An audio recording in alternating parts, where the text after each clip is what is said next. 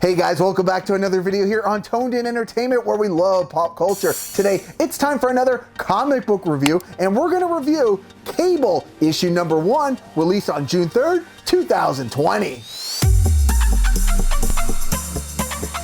The issue kicks off with Cable and Wolverine battling it out in the quarry. And Cable isn't afraid to bluntly tell Wolverine what he thinks of him. During the fight, Cable uses more than just his signature gun, but throws in some telekinesis to defeat his razor-sharp uncle in the tournament that is being officiated by the Silver Samurai, leaving some of the Logan fanboys very disappointed.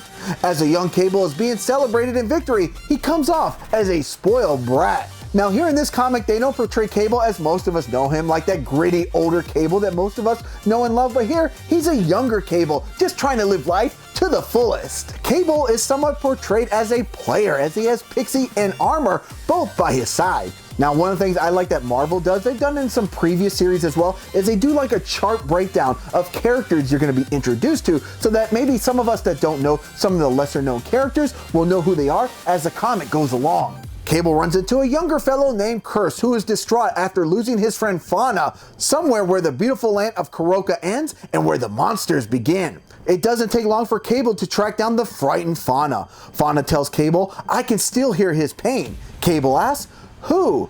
Pixie comes in warning Cable of intimate danger, but Fauna tells Cable that he's in great pain.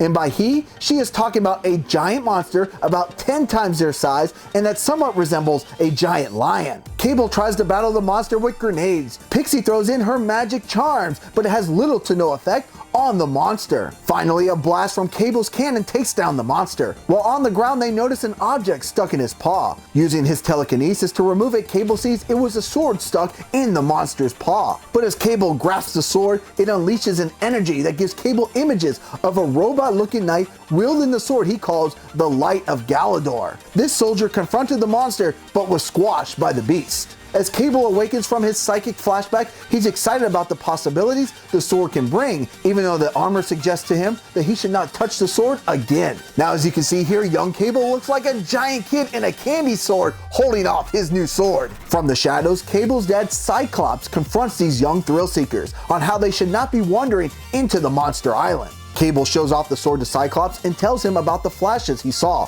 After further examination, Cyclops comes to the conclusion that the metal in the sword is not from Earth. Off in the very distance of space inside of a museum, there are various artifacts on display, including 3 specimens, which all have a version of Galadorian armor, the same that we saw in Cable's vision. But whatever Cable has done with the sword has triggered these knights to once again be activated. We learn they've been waiting over 3 millennia for this day and proceed to make their very long journey in search of the Light of Galdor, which these knights believe will be able to restore everything they desire. Now, to wrap up this issue, we are transported to another time, another place, and we see that somebody is being attacked by a giant crab. But the crab is slayed and a giant shadow stands over top saying, "Where is he?" The giant crab replies, "Go to hell, old man." And on the last page of this comic, we see that it's older Cable standing over the crab saying, "You first."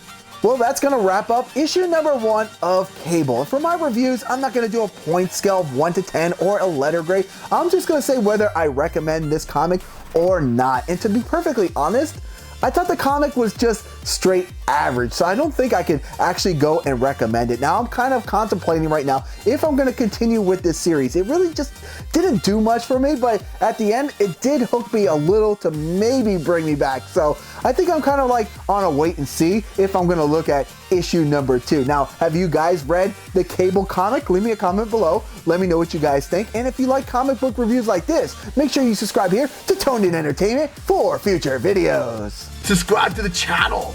Do it. Go now. Do it now.